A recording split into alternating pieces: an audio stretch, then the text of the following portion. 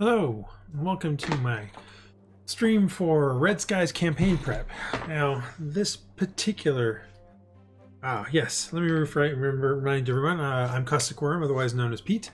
And this video and ones that are going to be coming in after in this series are about how I go about creating my campaigns. In particular, this one is Red Skies, and how they change over time. I've been watching out there quite a bit that a lot of videos out there from GMs and things of that nature who kind of show, hey, here's how a way you might go about starting a campaign, creating big bads or whatever, various sundry things. But none of them kind of go through, hey, here's how a campaign lives, breathes, eventually completes. I don't want to say dies, because dies means your game probably ended, but that's a different issue. In the sense that, as every plan that you have, when it finally meets the players and the players start to interact and you provide them with their agency and stuff like that, the campaign has to change. To reflect the fact that they're doing stuff. So you can write out, hey, here's what the main bad's going to do and how he's going to go about doing it, but at the same time, the players are intending to stop that, so you got to be able to start to react to that and all that sort of stuff. So this particular video and sets of videos, because there'll be follow-ups to this one, is about how I go about making Red Skies, or how I started it, because campaign's been going for almost 9 months now, so we're well beyond the initial planning phase and things like that. But I'll go over how I came up with the campaign, sort of the campaign background, sort of the summary of what I expect to happen in the campaign, and then the various arcs that I kind of plot out at the very beginning of the campaign. And then future installments will kind of go over how that has been changing over time as we go over the different arcs that happen in the campaign itself. So without further ado, let us get something here out of the way. Yeah, that's right. There's going to be major spoilers for this campaign ahead. So if you are watching the videos from the campaign and don't want to know what's going to happen, want to stay, in the background, in the mysterious and that sort of stuff, then don't watch the rest of this video. Just telling you that now. Wait till the campaign's over and come back and then watch these and see how I changed it over the course of time. If you're my players, definitely don't watch this video. Definitely. Do not stop now. Just turn it off. Come back after the campaign's done. We'll we'll be doing a post-mortem anyway of the campaign. So let me make sure you guys all see that one more time. That's right. Spoilers are going to be coming up. So let's start with some of the spoiler stuff. Let me go back. Let's start with how I come about this campaign to begin with. So when I start a campaign, or start thinking of a campaign, because it happened about this time last year when I started thinking about this campaign, there's a couple things I do. First of all, I kind of like, well, what haven't I done in a while? Like the last few campaigns I've done have been dungeon crawls, or one was the attempt by some necromancers to raise a lich. We did what's the Pathfinder, Crimson Throne. So we did sort of the whole, queen thing, city adventure, leads out into the wilderness and brings you back, trying to stop the big bad that you've known about for quite some time kind of adventure. So we've kind of done that. So I kind of took a step back and said, well, what haven't I done? I haven't done anything C-wise. I haven't done any open box stuff, or open sandbox stuff, not open box, sandbox stuff. I haven't played with pirates for a bit.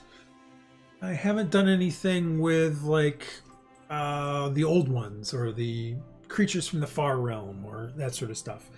And at that point I stopped, because I started having an idea, and I didn't want to go too far down the road until I talked to the players. So that's the next thing you kind of do when you're creating your campaign. I can make the best damn game about My Little Pony I want, but if my players don't want to play it, then I just wasted a whole bunch of time. So I went back to the players and I said, well, what do you guys think about doing a pirate campaign? So you guys become pirates or privateers or something like that. And we'll go from there, and got a pretty big, hey, yes, let's go do that, from both of my groups that are playing this game. So that gave me the green light to start moving forward. Now, initially, I ran most of my campaigns on either Forgotten Realms or Pathfinder's Galarian. So I started looking at the Skull and Shackles adventure path for Galarian. I was like, oh yeah, this sounds like it'll be pretty good. It's pirates. It's you know, not too epic, not too world shattering, that sort of stuff. And you know, they'll get a decent amount of pirate play in it if they want. And so I started going down that road and started reading through the thing and coming up with how it might work. And then I found, literally about a week into what I was doing, I literally found my old world from 20 years ago. And was like, oh my God, I should totally use this world. And this world is Era, and we'll go over more of that probably in a few weeks as I start to do the world design streams and videos for that. And so I took a step back and said, guys, do you guys want to just play in a totally new world that you guys help sort of fill out more of? And that also got a resounding success. So at that point, I can now go back, and the world, it took me, I was able to take some time off from work for a bit. And so I was able to sit down and flesh out enough of the world to be able to use it for the game. And then I took some more time and said, okay, well, what's this campaign going to really be about? Well, so we knew it's going to be pirates. I really wanted to bring in some sort of the old world, old one kind of far realm, greater elder being kind of things to it, which is very reminiscent of Freeport. Let's be fair, Freeport's already kind of done this to some extent. And I do have some of the Freeport stuff as well. So kind of inspired by that a little bit. And I kind of liked some of the ideas that were in Skull and Shackles. So some of the things about, you know, pirate intrigue and some of the more traditional governments wanting to try to get rid of the pirates and that sort of thing. So the sort of mashup came about, which I'm calling Red Skies, and in which case there is a greater old one called Yasagdalath, and just came up with a name probably from the fantasy name generator, to be quite frank.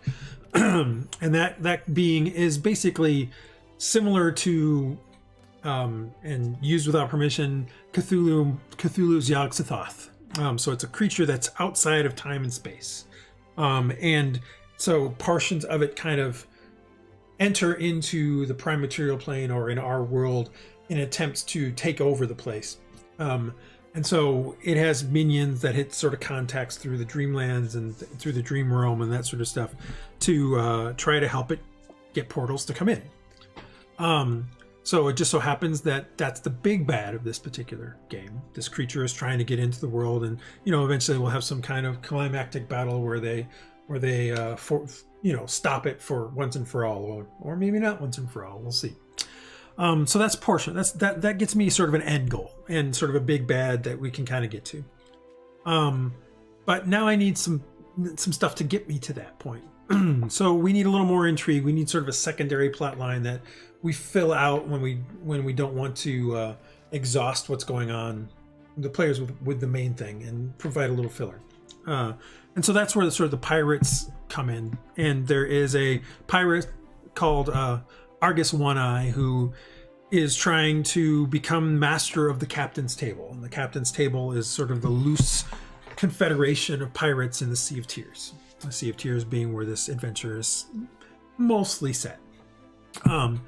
So he is working with the Lord Counselor Uriel Valenteri, who is trying to become sort of the dominant trade merchant, trade master, trade nation of the Sea of Tears and much of Nyrvine, because he's trying to take advantage of the fact that there is currently an embargo going on of the Seer, the Kingdom of Seer. And so he's trying to use that to take advantage to kind of snuff out some of his competition, the Mergale League and some of the other smaller merchant houses and city-states, trying to, in essence, gain more power from this. So you kind of have those major kind of beats. So let's go to my initial kind of campaign plot here. Let's kind of zoom this in a little bit if I can. That's it. There we go. So we get a little more view on screen here. So I am a big proponent of Sly Flourish's GM tips. Watch his videos quite a bit, and I'll put some links in the comments section here after I'm done here. I recommend highly the way he kind of goes about sort of developing your campaigns and stuff like that. So he recommends writing a sentence and a few sentences about the various people in your campaign and what they want to do. So as I got that main stuff out of the way, Segdaloth, Argus One Eye, the Counselor, and all that sort of stuff, I then started writing my initial sentences. So I started off with, well, who's trying to get Segdaloth back in? Well, besides himself. So that is one Penvro Tobarian. He's attempting to awaken the old one, Sigdaloth. He is searching for various items of power that he needs to perform the ritual of awakening and unleash this unimaginable horror onto the world. Now, why would this guy want to do that? Well, first of all, he's a warlock. So, somehow he's already sort of connected with this old one, probably gaining his powers from it. And he figures, hey, if he brings him back in, he'll gain even more power. That's part of it. Part of it maybe is that he hates the world he lives in. But we'll not delve too deeply into his reasons for this yet. We'll do that over time. Argus One Eye is the member of the captain's table, so he actually is already a member of the table. But this pirate council is, probably 6-7 captains, with one high captain called Captain Ildurk. And he's trying to overthrow pretty much the table and become the assume full control over the Sea of Tears pirates. Very similar and inspired heavily by Skull and Shackles. There's the pirate in there that's trying to basically do something very similar. It's an interesting plot. It adds some conflict around the Sea of Tears. Lord Counselor Uriel Valenteri, he is the leader of the Solari city-state of Milisari. And he seeks to use the Seerly embargo, the embargo that has been placed upon the Kingdom of Seer, or the Seerly Kingdom, by the various trade entities in the Sea of Tears and around it, to increase his influence over the cities in the Solari Isles, maybe even becoming so powerful enough that he can consolidate them all under his own rule, through double dealing with the Mergale League and several barons in the Seerly Kingdom itself. So he's got a sort of a plan in place where he's working with the Mergale League to not provide trade to the Seerly Kingdom, and at the same time he's been talking to some through back channels through some of the barons and taking the goods that he's using, taking the goods that the pirates are stealing for him via his own machinations and selling them at a cheaper price to the barons and making more money than he would otherwise. So he's kind of got this double deal going on that to make himself more powerful. This one's sort of here's the guy who's kind of doing a bunch of stuff that they can find out, but it's not important that they figure this out or resolve it in any way. It's just something there to give a little more, to make the world feel more alive, so to speak. Now, Uriel is working with Argus to do this. So he's been providing information to Argus about where the various merchant vessels will be, mostly Mergale merchant vessels, imagine that, to allow him to take them over, go and raid them just like he would as a normal pirate. At the same time, Argus is getting more money. He's being able to get a lot of money. He's able to provide more booty to his pirates, thereby increasing his stature, thereby making it look more and more like he should be sort of the high captain of the council. Argus's whole goal at some point here is to basically flip this, in the sense that once he feels he's in a good situation and has promoted his own captains to the table enough because of his own influence, he's then going to start to tip off the Mergale Navy as to what's actually going on. So sort of, double deal against Uriel, and but more in the sense of tip off where the pirates are to the Mergale Navy, and so the pirates will then start getting attacked, start getting destroyed, which will put pressure on the High Captain to resolve this problem, and thereby give Argus a way to overthrow the captain. All right, so there's sort of the whole background of this sort of thing. So let's talk a little bit more about what happened. Let's give ourselves a little bit of a full-on background of the campaign. So, where does Ysigdraloth come from? Why does Panvro even know about him? That sort of stuff. So, in my campaign world, there was a place. There was an empire set in the Sea of Tears. Now, the Sea of Tears, 2,000 years ago, at the time of this writing. So, I should take a step back. Much of what we're going to talk about today, most of it's the base core of what's going to be on the campaign. Some of it has changed though, because again, we've already been playing for 9 months, so some things are already changed, and I'll talk about those in future streams.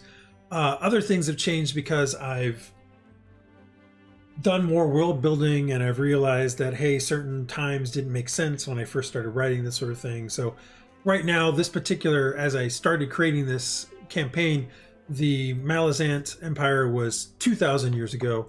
Now in the current campaign, it's actually 5,000 years ago, so it's even further back in time.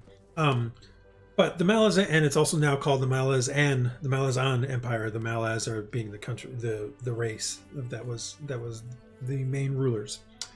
About 5,000 years ago, this document notwithstanding, the Malazan Empire was at the height of its power. They had huge cities. Full of amazing architecture. They had created wondrous items of power and beauty and art and music. They were the predominant culture of their time. Now, the Sea of Tears didn't exist then. Most of what is now the Sea of Tears was basically a series of much larger islands similar to Kelvin and Seervin, that sort of stuff. There was water, there were some large lakes sort of in between. Think of it as much of this western portion of Nyarveen wasn't water filled. It was, several islands with lots of mountains and that sort of stuff. So, and was covered by this empire. But about 5,000 years ago, the High Seer Axazar.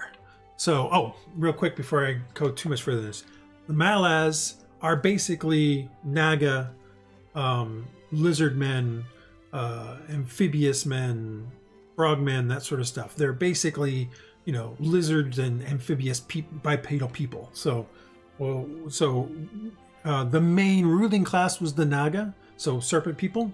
And one of the High Seer of them, Axazar, had delved deeply into forbidden magics and forged a connection to an alien presence that he just happened to stumble upon, which he called Ysigdraloth. Now, Cesar was not even sure that this being even knew of his presence, but he was able to draw on the limitless power of this old one and create even more powerful artifacts and items of power. But unfortunately, just the small tap into this old one drove him mad. Also, Cesar didn't realize this, but Ysigdraloth did notice.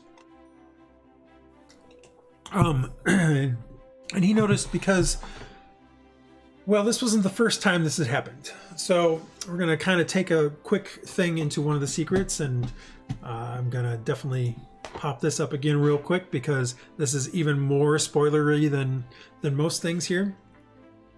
Ysigdraloth is outside of time and space. So to Ysigdraloth, what happened 5,000 years ago and what is happening now in the game, what will probably be happening 3,000 years in the future, what has happened 10,000 years in the past, what is happening 20,000 years in the future, is all happening for Ysigdraloth at the same time. So he is literally being pulled in through portals at multiple time frames in the campaigns, in the world's history. So to you and I, we are seeing time as an arrow that's moving forward. This event happened 5,000 years ago. There's a thing going on now. There's another event that's going to happen 3,000 years in the future or whatever. It's not really important for the campaign, but just to get a gist of what's going on. To us, those are things that are definite moments in time. to Ysigdraloth, they're all happening at the exact same time. He's literally being pulled through at all these moments in our history and future at the same time. So, it provides me with some interesting things that I can do, and I'll talk about that a little bit later on when we go into more of the secrets of the campaign. But it is one thing that you guys kind of want to know about now because it does color some of the stuff. Now, to be fair, that's also a newly thought idea that happened about 6 months ago. So as the campaign after it started. So this is sort of one of the changes that has come about. So back to this. Back to the sort of this history of how this comes about that's important to the campaign. Ysigdraloth started putting visions in Cesaire's mind. He just started giving him ideas of how to gain all of the power of the old one.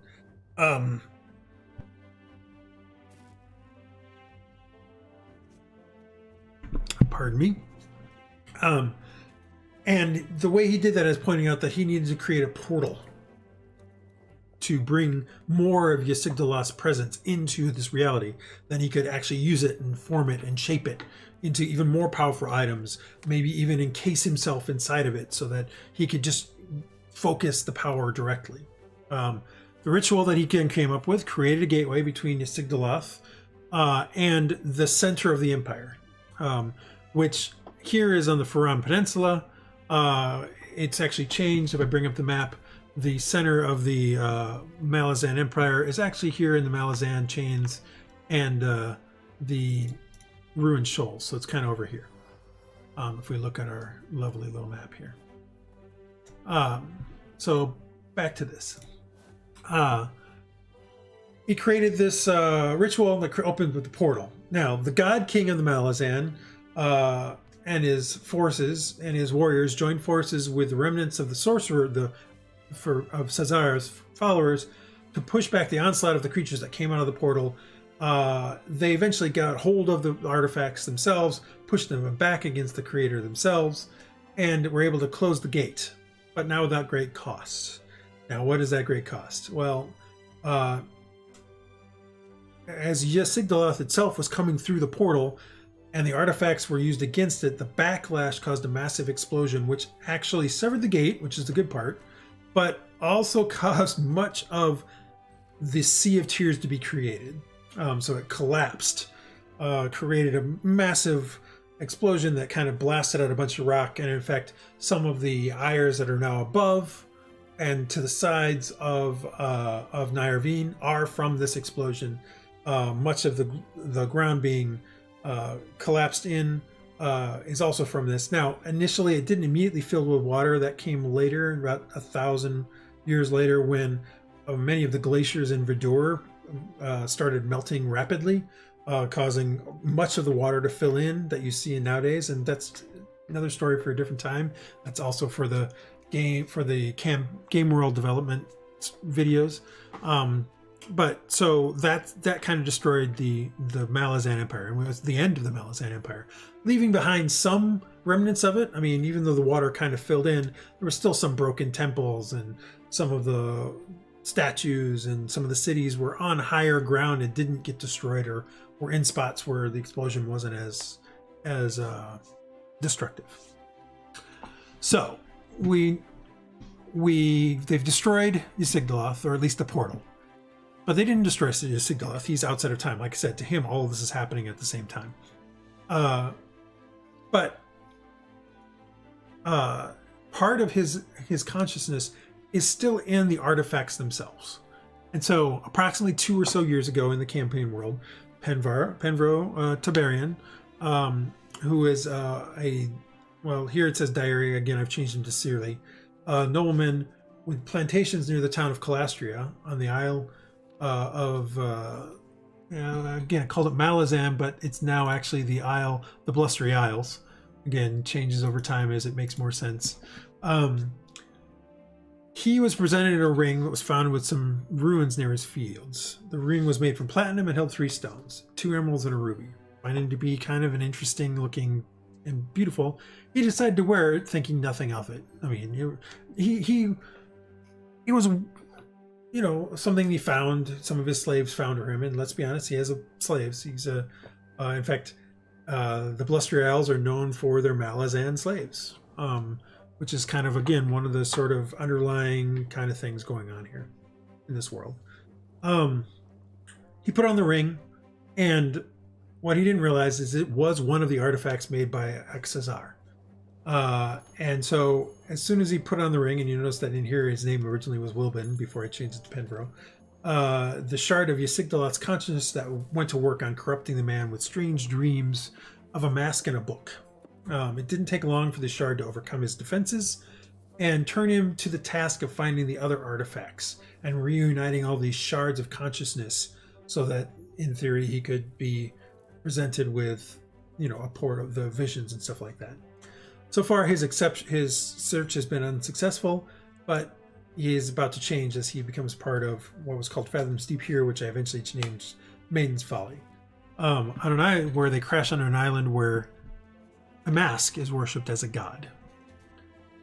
So that's kind of the background of Ysigdaloth. What I didn't put down in this original part, because I didn't really think about it too much, was the pirates and Solari ambitions and all that sort of stuff. We've kind of gone over that a little bit in the thing.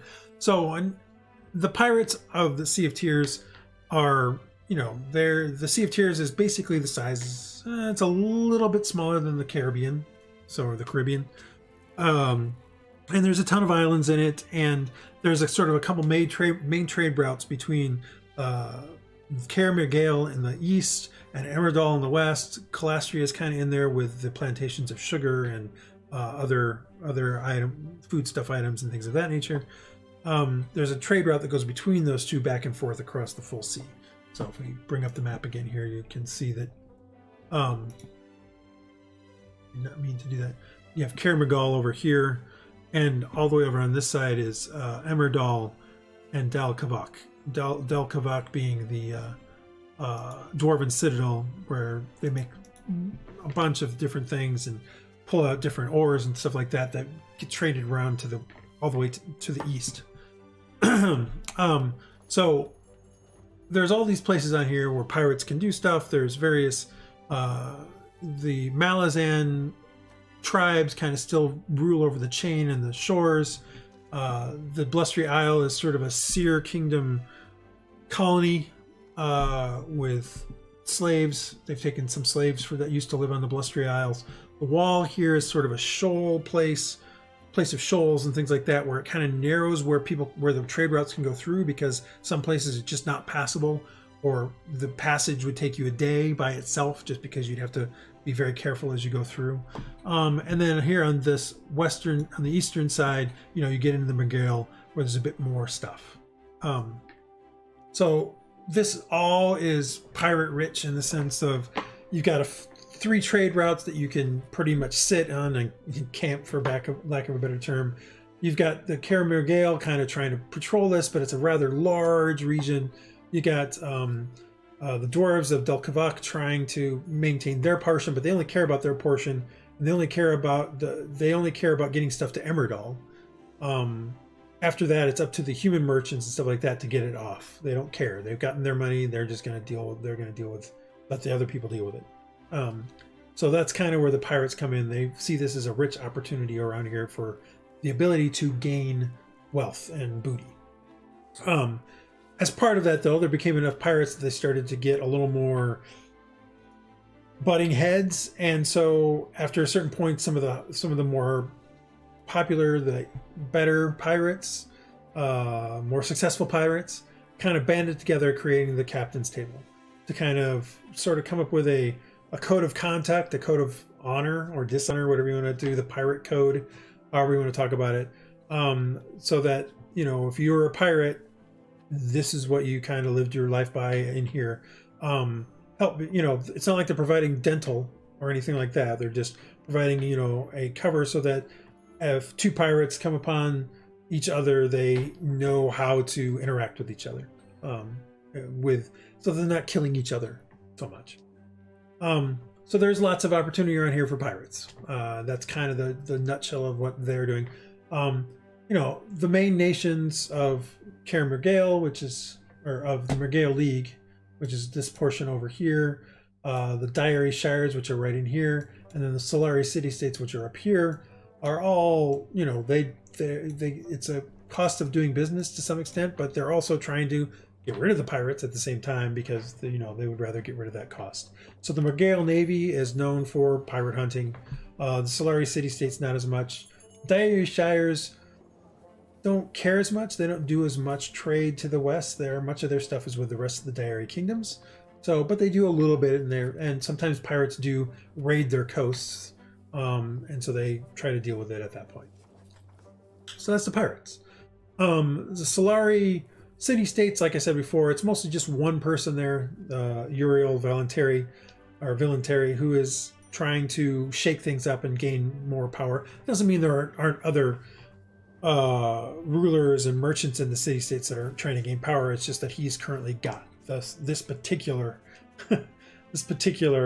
plan in place that's going to work out. Hopefully he's hoping to work out for him as he's set up a bunch of contacts.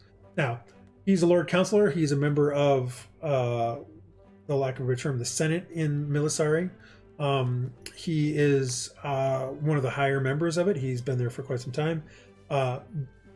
Lived in Milisari all of his life, part of one of the noble merchant families from there. So has lots of contacts around Nyarvine, which is what he's utilizing here to try to gain power. So that's kind of all of the main things there. Now, what kind of sparks this all off is that the Chosen of Seer. So Seer is the main god of the Seerly Kingdom. In fact, it is the only god of the Seerly Kingdom. And the Chosen of Seer basically have an inquisition going on right now to kill, murder, convert all heretics to Seer. Now, what do they define as heretics? They define any spellcaster as a heretic. This means sorcerers. This means wizards. To some extent, this means warlocks. Doesn't mean artificers. Artificer is sort of considered technology and not necessarily spells per se. So artificing is actually okay in the Seerly Kingdom, but wizards, sorcerers, warlocks are not. As sort of a tangential part of this, they're also after fae and magical creatures and stuff like that, but that's not really relevant for this particular campaign. As part of this edict, they've basically done most of it within their borders. Now they're starting to send their inquisitors outside of their borders and flouting the laws of other nations by murdering people in other nations. So as a step to stop that, the Diary Kingdoms, Solari City-States, the Mergale League have all basically stopped. Well, Diary Kingdoms have stopped pretty much trading with them for the most part because Seerly keeps on being aggressor and trying to take over more of their lands. But the other two are now doing it because of this new way of incursioning in there. So that kind of prompted what Uriel's now trying to do. He's like, oh, hey, as things prices start to rise in the Seerly Kingdom, I can utilize my contacts to get them goods under the table, still look good like I'm doing what I'm supposed to, but at the same time, I'll get them through smuggling rings that I've gotten contacts with over my years as a merchant. And the smugglers get me in contact with the pirates, and the pirates now, I give them information about where the Mergale merchants are going to be as we coordinate each other and, see how this can all turn into sort of a clusterfuck as far as the merchants go, but perfect for Valenteri.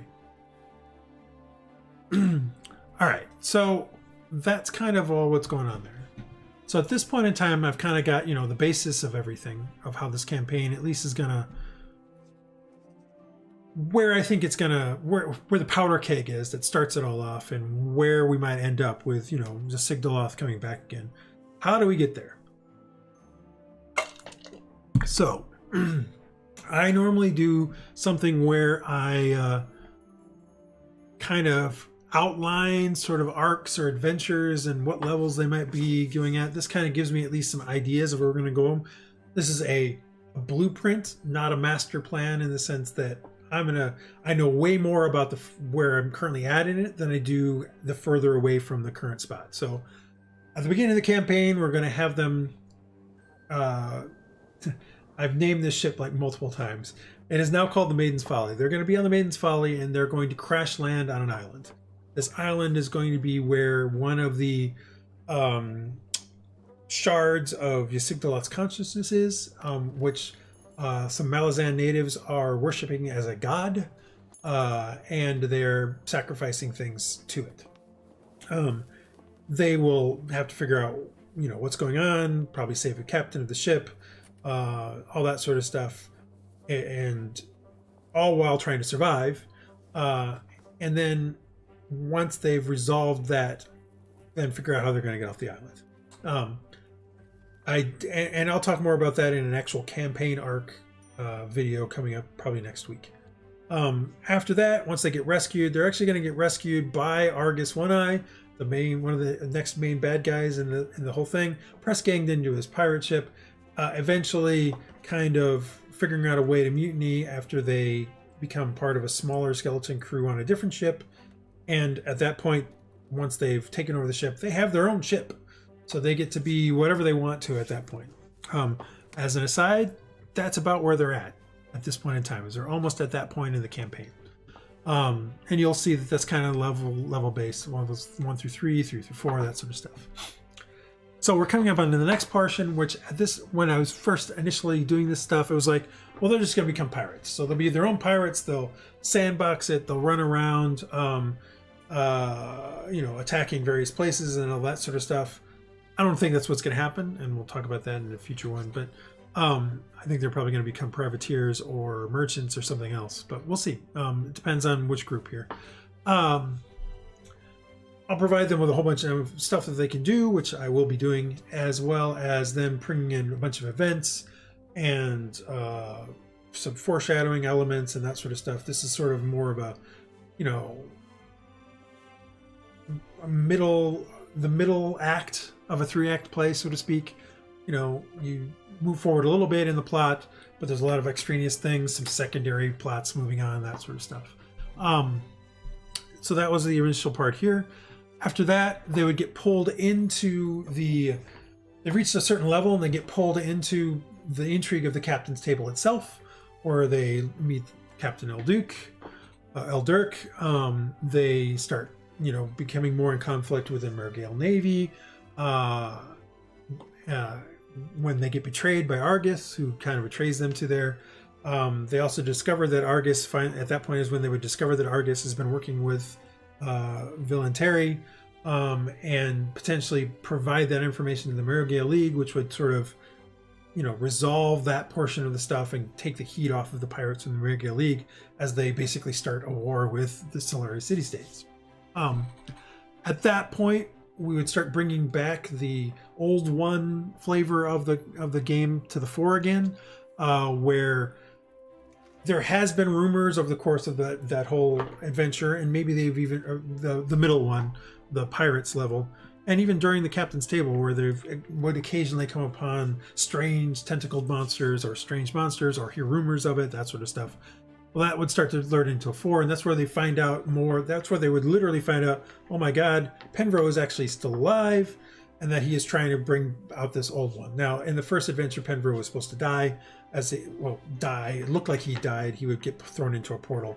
That didn't actually happen, but we'll get back to that. They find out that he is still alive and that he's been finding the pieces for the ritual. So they're trying to prevent him.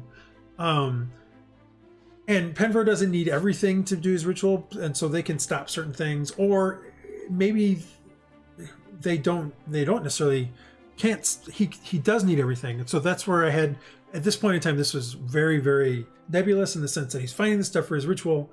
Once he has it, he's going to create the ritual and bring back the old one. What the adventurers do at this point was really going to be either gain artifacts to help them stop the ritual, gain the artifacts that the ritual needs to make the ritual, or find items to help them stop Ysigdraloth once he comes through. So that's pretty much all this was here at this point. I mean, again, very nebulous. Here's kind of where I want to go to and how I want to kind of break it down when we're kind of going through things. This has changed. There's still a ritual element to it.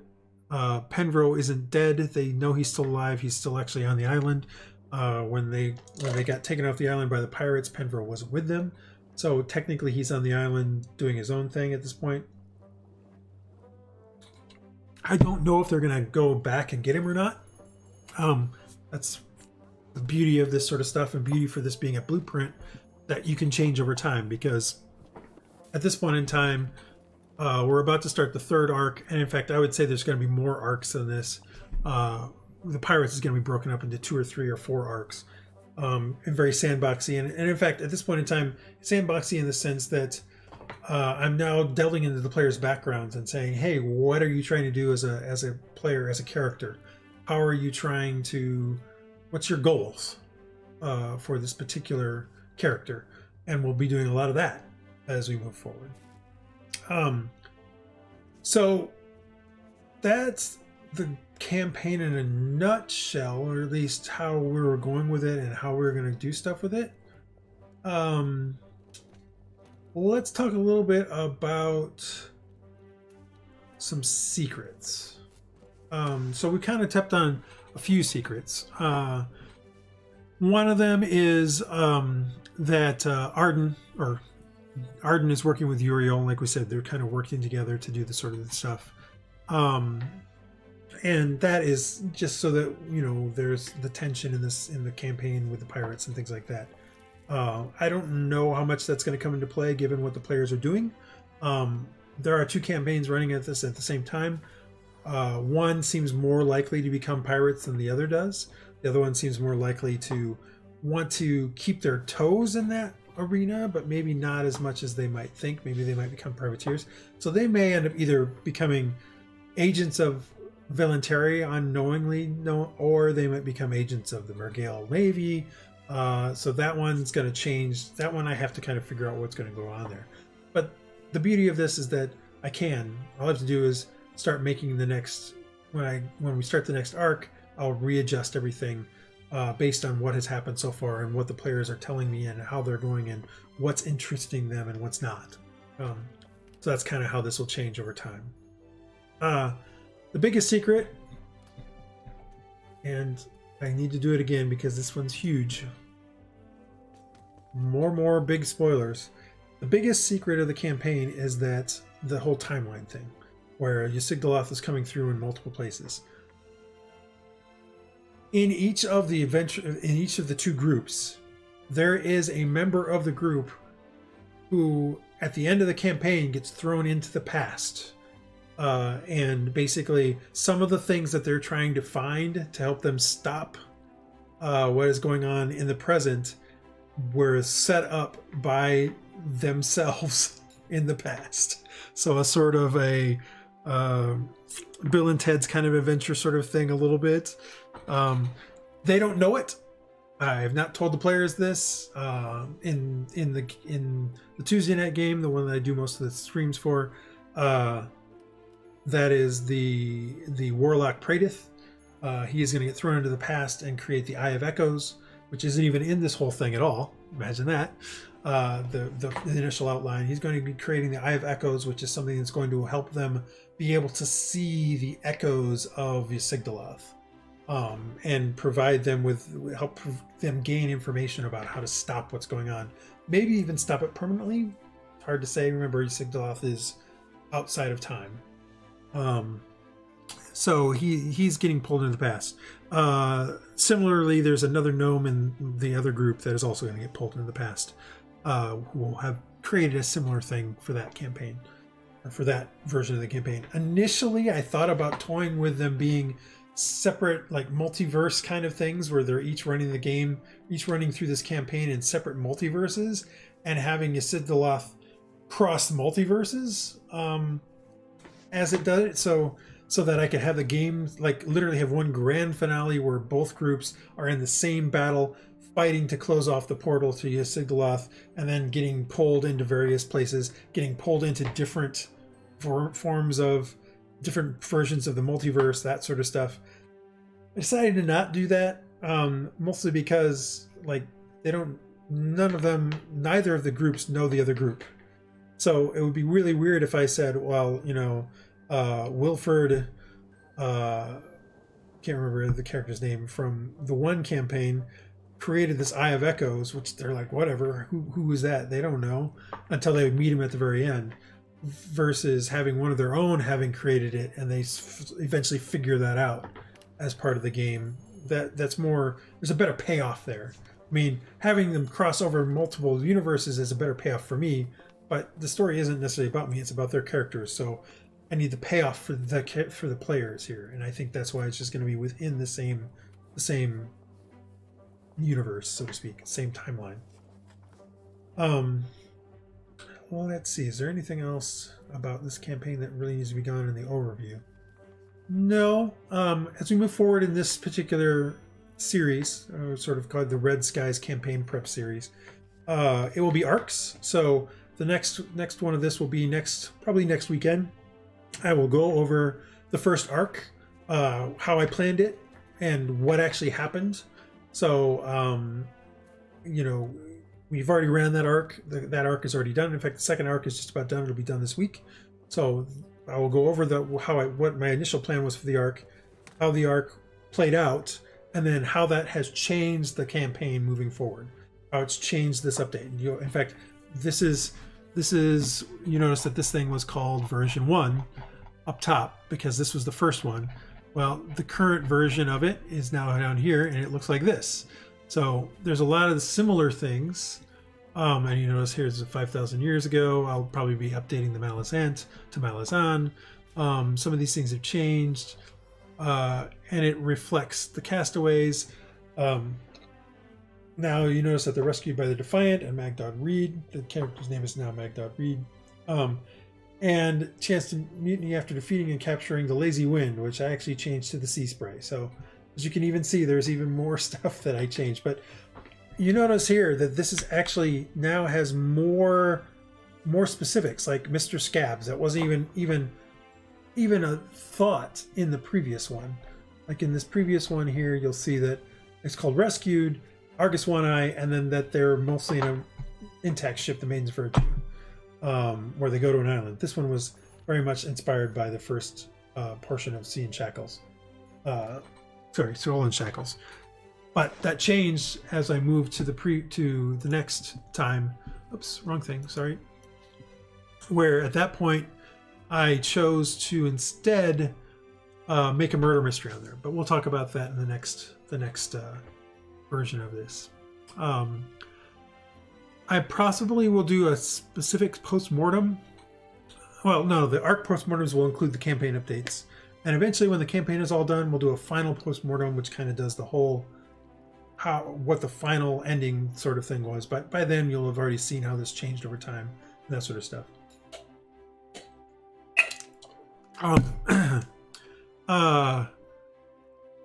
We will I have a later this evening or later today I will have a video which is a prep for the final session of the current arc. Please tune in for that if you have time for it. And then we'll take a week off. There will be that normal slot will turn into the arc prep session for the next arc in the campaign, which isn't going to be called Pirates. It's actually going to be broken down into probably 3 or 4 or 5 different arcs.